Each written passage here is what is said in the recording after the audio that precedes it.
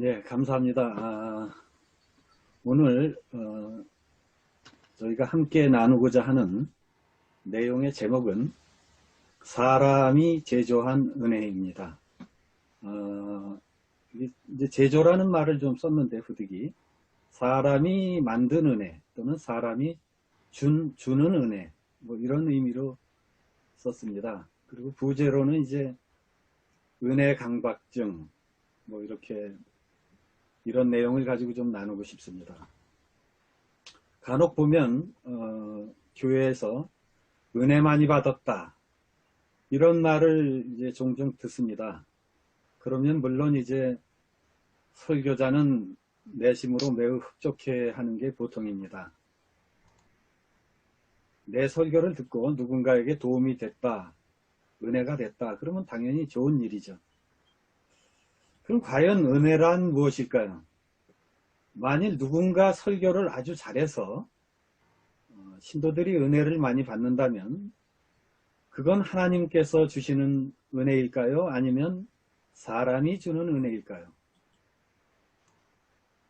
또는 하나님께서는 특정인을 편애하셔서 유독 그 사람을 통해서 은혜를 많이 나누어 주시는 것일까요? 가끔 그런 생각을 해봅니다.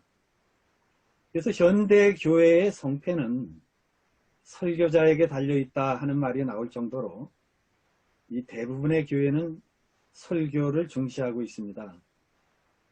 교회가 양쪽으로 성장하면 설교자가 우대를 받고 반대로 교인이 조금이라도 줄어들면 설교자를 향한 시선이 그리 곱지 않을 때도 있습니다. 현실이 이러다 보니 대다수 목회자들은 이 설교에 거의 명운을 거는 그런 형국입니다.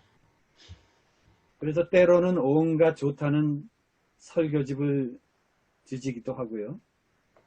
어찌하든 뭐 몇 가지 좋은 말 또는 멋진 말로 교인들의 마음을 얻기 위해서 애쓰는 경우도 있습니다.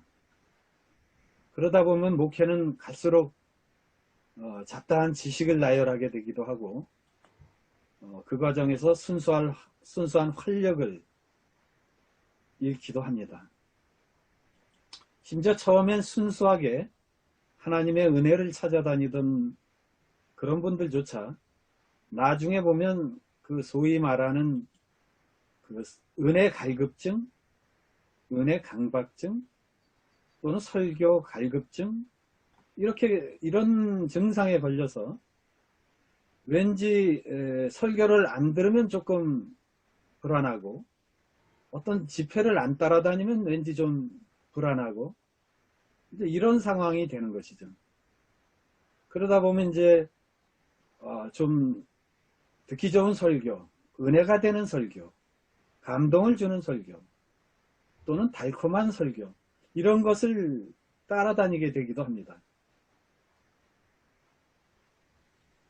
과연 이게 옳은 것인가 그런 생각을 해봅니다. 결론부터 말씀을 드리자면 저는 그 은혜 타령을 좀 안 하면 좋겠다 이런 생각을 해봅니다. 나같이 초라한 한 죄인이 예수를 믿고 변화를 받아서 하나님의 자녀가 되었으면 그걸로 족하지 그보다 더 큰 무슨 대단한 은혜가 있다고 그러는지 모르겠습니다. 이는 마치 알코올 중독자가 눈만 뜨면 술을 찾듯이 왜 만날 은혜 하는지 이해가 안 갑니다. 하나님의 백성으로 사는 것 또는 하나님의 자녀로 사는 것 그 이상의 그보다 더 큰 은혜가 무엇인지 그런 생각을 해보게 됩니다. 왜 어떤 경우 우리는 하나님 말씀으로만 만족하지 못하고 수시로 우리 마음에 시원함을 주거나 우리 마음에 어떤 통쾌함을 주는 또는 뜨거움을 주는 감동적인 설교나 집회를 찾아서 방황하고 있을까요? 이걸 역으로 생각해 보면 신앙의 기초가 그만큼 부실하다는 반증이 아닐까 하는 그런 우려도 있습니다. 그래서 설교자는 어찌하든 자기 교인에게 은혜를 더 주겠다고 애쓰고, 뭐 좋은 뜻이죠. 물론 나쁜 뜻은 아닙니다. 그러나 교인들은 또 어찌하든 그런 감각적인 은혜를 더 받겠다고 이리저리 몰려다니기도 합니다. 어찌 보면 이게 무슨 종교놀이 같은 그런 느낌도 주고 있습니다. 생각을 해봅니다. 믿음의 조상 아브라함은 모세오경이 없어도 신앙생활을 잘했습니다. 모세오경만 없었던 게 아니죠. 아브라함 그 시대에는 성경책이 단 한 권도 없었습니다. 다윗 왕 때는 대선지서, 소선지서, 역사서 하나도 없었습니다. 그리고 베드로는 로마서는커녕 바울서신 한 권도 없었습니다. 그래도 제자답게 잘 살았습니다. 저는 성경의 지식이 또는 신학이 어떤 그런 체계가 필요 없다는 뜻은 아닙니다. 제가 말씀드리고자 하는 것은 하나님의 진리는 본래 단순한 것이라고 생각합니다. 예수님도 말씀하셨죠. 하나님 사랑과 이웃 사랑, 그 안에 하나님의 복음과 하나님의 계시와 진리가 다 들어있는 것이죠. 그래서 우리가 일상의 삶에서 주님의 자녀로 살면 되는 것이고, 저는 그게 가장 큰 은혜라고 생각을 합니다. 그러니까 신분상 우리 성도는 세상의 그 어떤 공주나 왕자도 부럽지 않은 사람이라고 생각합니다. 근데 이것을 자꾸 종교화하는 그런 경향이 있어 왔다는 거죠. 그러나 하나님의 진리는 본래 종교 냄새를 풍기지 않아야 정상이라고 생각합니다. 반면에 요즘 보면 돈 많이 바치고 충성하라. 뭐 이건 꼭 비단 기독교뿐이 아닙니다. 이런 식의 주문을 하지 않는 종교가 아주 드뭅니다. 이야기를 들어보면 뭐 인도나 중동이나 이 동남아시아에 있는 모든 종교들이 그냥 간판만 다를 뿐이지 대동소이합니다. 모두 다 기복신앙입니다. 어찌하든 여기 가서 빌고 여기 가서 물 뿌리고 여기 가서 절하고 뭐 하면은 뭐 세상의 복을 받는다, 이런 식의 생각을 하고 있는 거죠. 종교화됐다는 것이 문제입니다. 다시 교회로 돌아와서 생각해보면 설교도 그렇습니다. 설교는 말재간이 아니죠. 설교가 좀 못하면 어떻습니까? 말을 좀 못해도 되고 좀 어눌해도 괜찮고 좀 투박해도 괜찮다고 생각합니다. 설교의 목적은 성경의 가르침을 전하고 서로 나누면 되는 것이죠. 은혜는 하나님이 주시는 것이지 내가 멋진 목소리로, 내가 경건한 목소리로, 애절한 목소리로 호소한다고 해서 사람들이 은혜 받는 건 아니죠. 그것은 사람이 주는 은혜라고 생각합니다. 은혜는 단 한 줄의 하나님 말씀 그 구절에서도 내 일생을 바꾸는 은혜가 있을 수도 있는 것이죠. 그래서 사람이 나누어 주는 은혜라는 것은 결국 그 사람과 함께 시간이 지나면 아침 안개처럼 슬며시 사라진다고 생각합니다. 그래서 사람이 아무리 멋진 거룩한 음악을 깔고 애절한 목소리로 미사 여부를 외치더라도 그것은 결국 인공적인 은혜라고 생각합니다.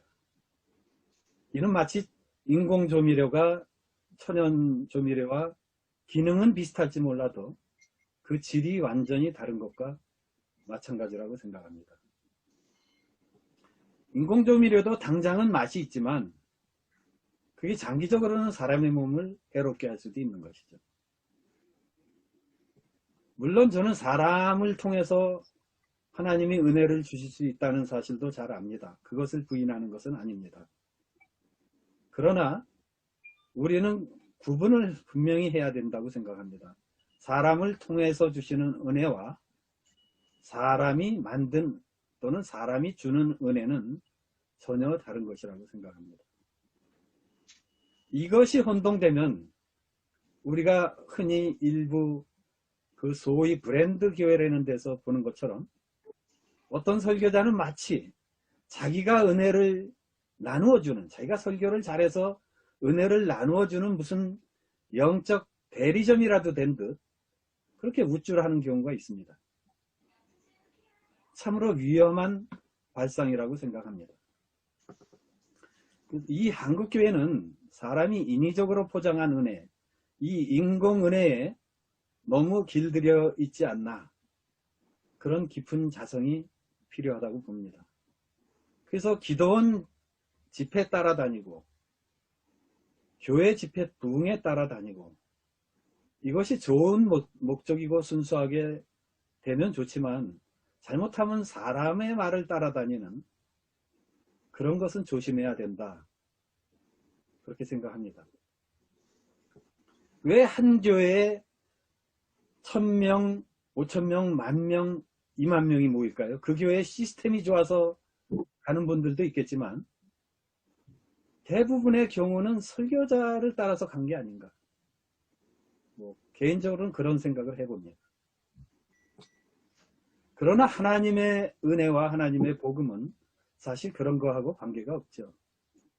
그래서 저는 우리가 허구한 날 그 성전이란, 하나님의 전이란 그 허명의 벽돌덩어리 속에 한 주 내내 수요 예배, 주일 예배, 금요철회, 새벽 기도회 이런 데 너무 몰두하지 말고 차라리 그 시간에 조금이라도 쪼개서 밖에 나가서 동네 노숙자나 독거노인이라도 한번 직접 돌볼 수 있다면 그게 차라리 하나님의 은혜를 더 듬뿍 받는 첩경일 거라고 그렇게 생각을 해봅니다. 물론 하나님의 은혜는 소중한 것입니다. 따라서 그것은 오직 하나님만이 주실 수 있습니다. 인간을 통해서 주는 것과 인간이 주는 것은 다르다는 이야기죠. 그러니까 우리가 하나님의 은혜를 받기 위해서는 굳이 사람을 따라다닐 필요는 없다고 생각합니다. 사람이 주는 인공 은혜는 일시적인 만족을 줄지는 모르지만 결국은 헛된 은혜라고 생각합니다. 오늘 고린도후서 본문에 하나님의 은혜를 헛되이 받지 말라, 그 뜻은 하나님이 우리에게 은혜를 주실 때